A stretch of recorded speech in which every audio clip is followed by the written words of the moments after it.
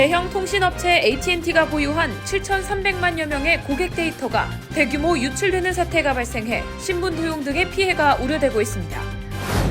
앤디 김 의원이 뉴저지주 민주당의 카운티라인 시스템에 대해 제기한 투표용지 소송에서 승소했습니다.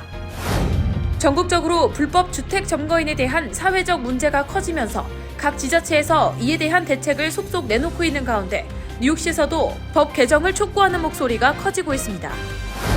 미 연방준비제도의 금리 인하 기대감 등에 힘입어 국제 금값이 오늘 또다시 사상 최고치를 경신했습니다.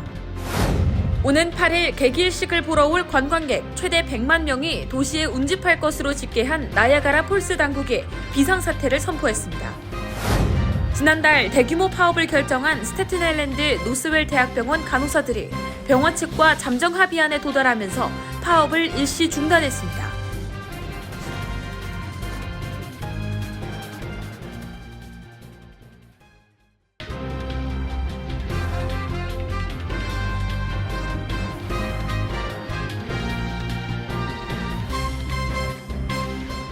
여러분 안녕하십니까? KBTV 뉴스9 이창원입니다. AT&T 가입자 수천만 명의 소셜 번호 등 개인정보가 대규모로 유출되는 사태가 발생했습니다. 미국 내 많은 한인들의 개인정보가 노출됐을 가능성도 커 신분 도용 등 피해가 우려되고 있습니다. 오늘의 첫 번째 소식, 기러민 기자의 보도입니다. 대형 통신업체 AT&T가 보유한 7,300만여 명의 고객 데이터가 다크웹에 유출된 것으로 밝혀졌습니다. 다크웹은 일반 검색 엔진으로 검색이 불가능하고 특수한 경로로 접근이 가능한 사이트입니다. 유출된 정보는 2019년 이전부터 회사가 보유하고 있던 고객의 개인정보입니다. 로이터 통신과 블룸버그 통신에 따르면 이 같은 데이터 유출은 약 2주 전에 발생했으며 유출된 정보는 개인 이름과 전화번호, 주소는 물론 소셜 시큐리티 번호까지 포함되어 있다고 AT&T 측은 밝혔습니다. AT&T는 현재 유출 경위를 조사 중인 가운데 시스템에 허가받지 않은 접속이 이뤄진 증거는 아직 확보하지 못했다고 전했습니다. 또 이번 유출 데이터가 애초 AT&T가 직접 보유하고 있던 것인지 협력사가 보유하고 있던 것인지는 아직 확인되지 않았다고 사측은 밝혔습니다. AT&T 측은 이번 정보 유출과 관련한 서비스에 대한 실질적인 영향은 없으며 유출 이후 수백만 고객들에게 계정 비밀번호 재설정 필요성을 고지했다고 밝혔습니다. KBTV 뉴스 길려민입니다. 뉴저지주 연방 상원의원 당선이 유력한 앤디 김 의원이 오는 6월 민주당 예비선거를 앞두고 제기한 투표용지 소송에서 승소했습니다. 소송은 당 지도부의 지지를 통해 투표용지 카운티라인 확보가 이루어지는 현 시스템이 불공정하다며 제기한 것입니다. 이에 따라 오는 6월 예비선거부터는 이와 같은 투표용지 디자인 시스템이 폐지됩니다. 자세한 소식 전장희 기자가 전해드립니다. 연방법원은 김 의원과 다른 하원 후보자들이 공동으로 제기한 뉴저지주의 카운티 라인 투표용지가 비민주적이고 헌법 정신에 반한다는 주장을 인용해 해당 투표용지 사용을 금지하는 가처분 명령을 내렸습니다. 그동안 뉴저지주의 21개 카운티 가운데 19개 카운티는 당 지도부가 인정한 후보를 눈에 잘 보이는 카운티 라인에 배치해 득표에 혜택을 주는 제도를 유지해왔습니다. 당 지도부의 지지를 얻지 못한 후보는 눈에 잘 들어오지 않는 칸에 배정되는 불이익을 받아야 했습니다. 김 의원은 뉴저지 주지사 필 머피의 부인 태미 머피 후보와 뉴저지 연방 상원 후보 자리를 놓고 치열한 다툼을 벌이는 가운데 해당 소송을 제기했습니다. 이번 가처분 결정으로 오는 6월 뉴저지주 민주당 예비선거에서는 별도의 카운티 라인이 없는 투표 용지를 이용한 선거가 치러지게 됩니다. 김 의원은 SNS X에 글을 올려 이번 결정이 국민을 위한 결정이라고 자축했습니다. 태미 머피 후보는 주지사인 남편의 후광을 등에 업고 경선 초반부터 뉴저지주 중 인구가 많은 카운티 당 지도부의 지지를 받아왔다는 평가를 받아와 일각에서 논란이 됐습니다. 현 뉴저지주 연방 상원 의원인 민주당 밥 메넨데스 의원은 이집트 정부와 관련한 뇌물 수수 혐의 등으로 기소돼 재판 중입니다. 머피 후보의 사퇴로 연방 상원 의원 당선이 거의 확실시되고 있는 앤디 김 의원은 미 하원수 435석 가운데 한국계 의원입니다. 연방 하원에는 앤디 킴 뉴저지주 의원 외에 메릴린 스트릭랜드 의원, 공화당 소속 영킴, 미셸 박스틸 의원 등 4명이 있으며 연방 상원에는 한인 의원이 아직 1명도 배출되지 않았습니다. KBTV 뉴스 전상입니다. 현재 뉴욕시에서는 자신이 최소 30일 이상 해당 주택에 머물렀다는 사실을 증명하는 사람은 누구나 세입자로 분류되며 세입자 권리로 인해 추방할 수 없습니다. 하지만 최근 이를 악용해 빈집을 무단으로 점거하고 거주하며 한 달 이상을 생활한 뒤 집주인 행세를 하는 침입자들이 늘고 있어 시의원들이 법 개정을 촉구하고 나섰습니다. 자세한 소식 기러미 기자가 전해드립니다. 뉴욕시 불법 퇴거 법안에 따르면 자신이 최소 30일 이상 해당 주택에 머물렀다는 사실을 증명하는 사람은 누구나 세입자로 분류되며 세입자 거주에 있어 불법인지 합법인지를 따지지 않고 세입자를 추방할 수 없다고 명시하고 있습니다. 이에 불법으로 빈집을 점거하고 한 달 넘게 지내며 집주인 행세를 하는 사람들을 집주인이 주택 소유 증명서를 보여줘도 쫓아낼 수가 없는 상황입니다. 뉴욕시 퀸즈 플러싱에 주택을 소유하고 있는 아델 안달로르는 부모님이 돌아가신 후 해당 주택을 상속받았는데 불법 거주자들이 지난 2월부터 침입해 무단 거주해온 사실을 알게 됐습니다. 이에 불법 점거자들을 쫓아내고 현관문 잠금 장치를 바꿨지만 대려 집주인이 신고를 당하며 경찰에 체포됐습니다. 맨해튼 킵스베이에서도 어머니 소유의 아파트를 3, 4개월 비워두었던 나디아 비텔이 빈 아파트를 찾았다가 주택에서 생활하고 있던 남성과 여성을 발견하는 황당한 사건이 발생했습니다. 이에 아파트 내부에서 언쟁이 발생했고 불법 거주자들이 그녀를 폭행하는 과정에서 비텔이 숨졌습니다. 이에 퀸즈 베이사이드를 지역구로 활동하고 있는 공화당 비키 팔라디노 시의원은 집주인과 아무런 합의도 거치지 않은 무단 거주자들이 30일 이상 무단 거주 시 세입자 권리가 부여되는 상황으로 인해 법을 악용하는 무단 침입자가 늘고 있는 상황이라며 법 개정을 촉구했습니다. 팔라디노 의원은 현재 일부 주택 소유자들은 2, 3년 넘게 한 푼도 내지 않고 불법적으로 거주하고 있는 침입자들을 쫓아내지 못하고 피해를 보고 있다고 지적했습니다. 그녀는 세입자뿐 아니라 주택 소유자의 권리도 보호해야 한다며 현재 뉴욕주 의회에서 세입자 권리 보호를 위해 45일 이상 거주로 변경하려 하고 있지만 이는 충분치 않다고 비판했습니다. 이어 180일, 즉 6개월 이상 합법적으로 거주한 세입자에 한해 세입자 권리를 부여하도록 법안 개정을 촉구했습니다. 이에 더해 주택 불법 침입 거주자들을 민사재판이 아닌 형사재판을 통해 강력하게 처벌받도록 해야 한다고 말했습니다. 캐시 어콜 뉴욕주지사는 해당 법안 개정 요구에 대해 논평하지 않았습니다. KBTV 뉴스 길려맨입니다.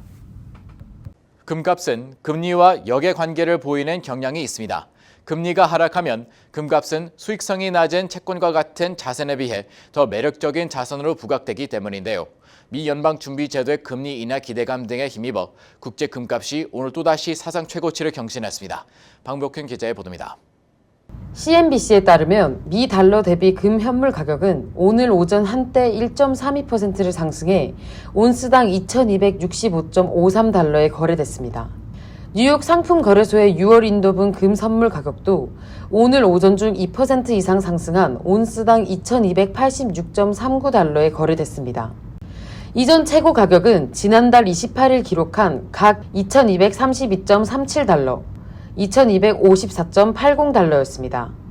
최근 미 연준이 5월 또는 6월에 금리를 인하할 것이라는 시장의 기대감은 커지고 있습니다. 지난달 29일 발표된 2월 근원 개인 소비 지출 가격 지수는 전년 대비 2.8% 상승했습니다. 이는 전월의 2.9%보다 0.1포인트 낮은 것으로 시장 예상치에 부합하여 둔화된 것입니다. 금값의 상승세는 해외 수요가 늘어나는 영향도 받고 있습니다.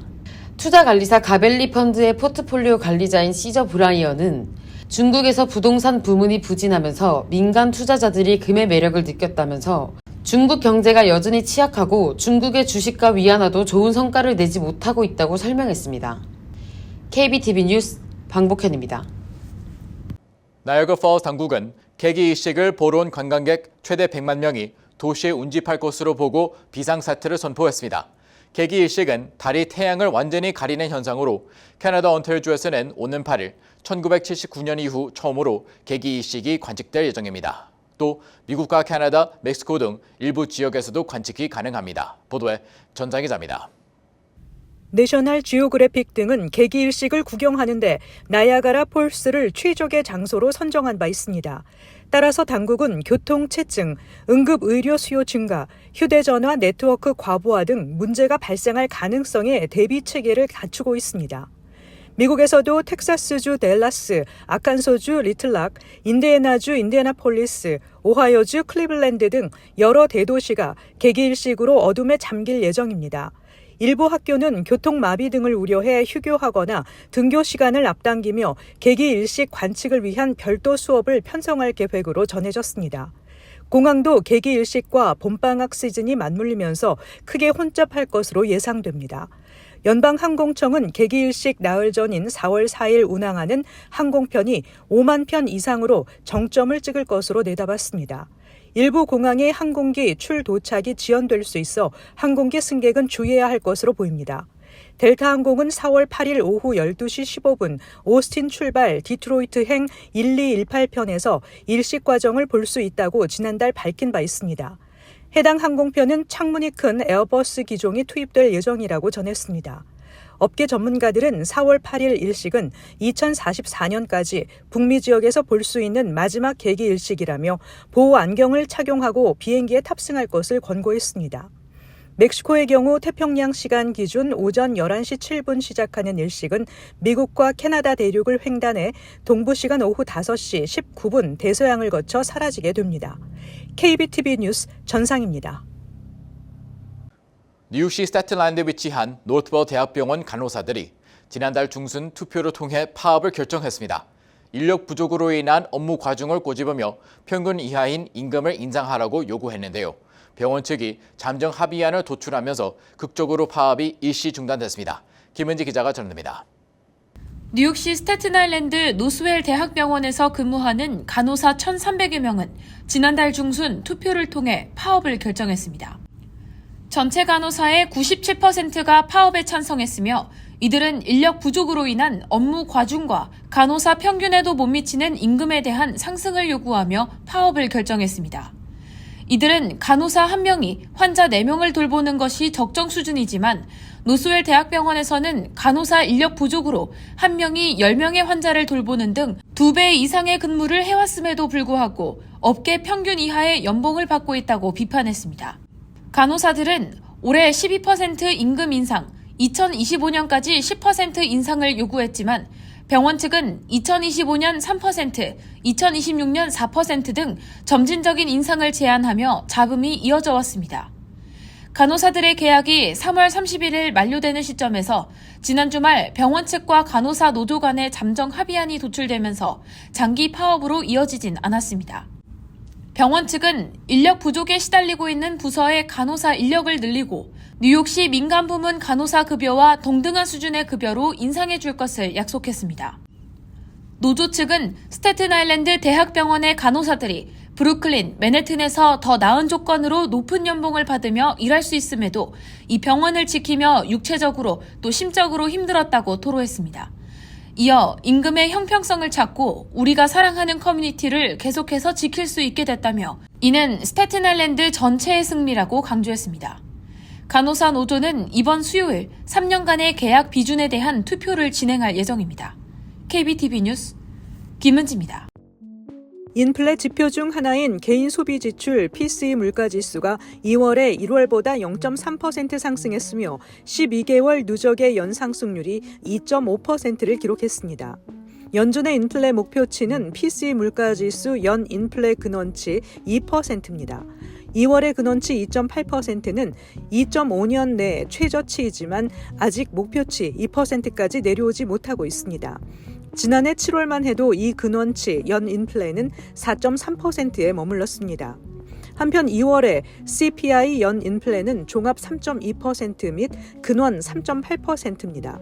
2월의 PCE 규모가 전월보다 0.8% 늘었다고 전해졌습니다. 0.8% 증가는 액수로 1,455억 달러이며 이중 서비스가 1,118억 달러였고 재화 상품이 337억 달러였습니다. 에릭 아담스 뉴욕시장이 자율주행차를 허용할 수 있는 파일럿 프로그램을 승인했습니다. 에릭 아담스 뉴욕시장은 여러 자율주행차 회사들이 뉴욕시에 자동차를 배치하는 것을 승인했지만 비상시를 대비해 운전석에 사람이 탑승하도록 의무화했습니다. 샌프란시스코와 같은 대도시에서는 이미 비슷한 프로그램이 테스트되고 있습니다. 뉴욕시 교통국장 아나니스 로드리게스 국장은 기업들이 뉴욕에서 자율주행차를 테스트하기 위한 새로운 신청서에는 데모 허가증과 테스트 허가증이 함께 제공된다고 밝혔습니다. 한편 교통 관련 시민단체와 택시와 우버 운전사들은 자율주행차 도입에 반대 입장을 밝혔습니다. 뉴욕시에 100대 이상의 전기차 고속 충전기가 설치됩니다. 주정부의 이번 전기차 고속 충전기 설치 지원은 기후법 목표를 달성하는 데 필요한 교통부문 전기화에 대한 뉴욕의 10억 달러 투자를 기반으로 합니다. 구체적으로 100개 이상 전기차 고속 충전기는 뉴욕시 내 13개의 새로운 뉴욕 충전소에 76개, 뉴욕시 시소유 충전소에 20개, 내년 신축 예정인 라과디아 공항 충전소에 12개 등입니다. 2025년 완료, 늦어도 2026년 초에 설치 완료가 목표입니다. 주지사실에 따르면 이번 뉴욕시 전기차 고속 충전기 설치는 뉴욕주 전력청과 뉴욕시 교통국 협력으로 진행됩니다. 기업연구소는 41개 주에서 취합한 데이터 분석 결과 공립학교 학생 26%가 지난 학년도에 상습적으로 결석에 해당하는 것으로 나타났다고 보도했습니다. 이는 학생 4명 중 1명꼴로 팬데믹 이전 15%보다 11%포인트 불어난 수치입니다. 교육계에서 상습적 결석은 일반적으로 어떤 이유로든 전체 학기의 10% 이상, 즉 18일 넘게 결석하는 것으로 정의됩니다. 결석률은 빈곤지역 사회에서 더 큰 위기에 직면해 있습니다. 팬데믹 이전 19%에서 지난 학년도에는 32%까지 치솟았기 때문입니다. 이런 추세는 미국인들의 어린 시절 일상과 학교 문화에 근본적인 변화가 일어났다는 것을 시사한다고 뉴욕타임즈는 짚었습니다. 잠시 후 커뮤니티 브리핑을 전해드립니다.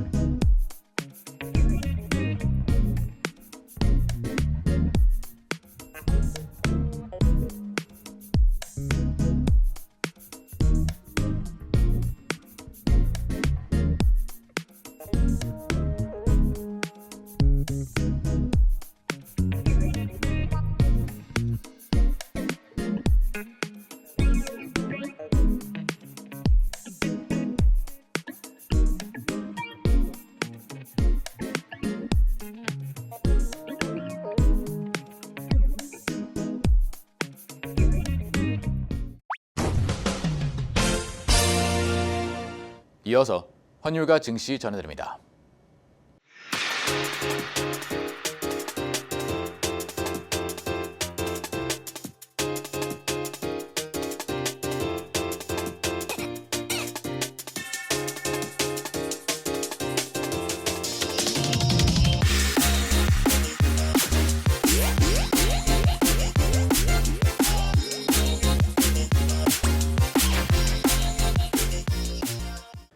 잠시 후 뉴욕과 뉴저지 날씨 전해드립니다.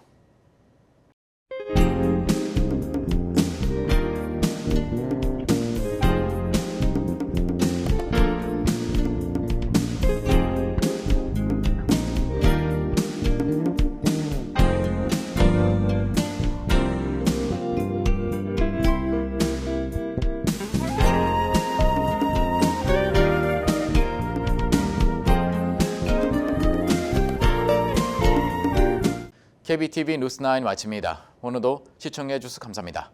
편안한 밤 보내시 바랍니다.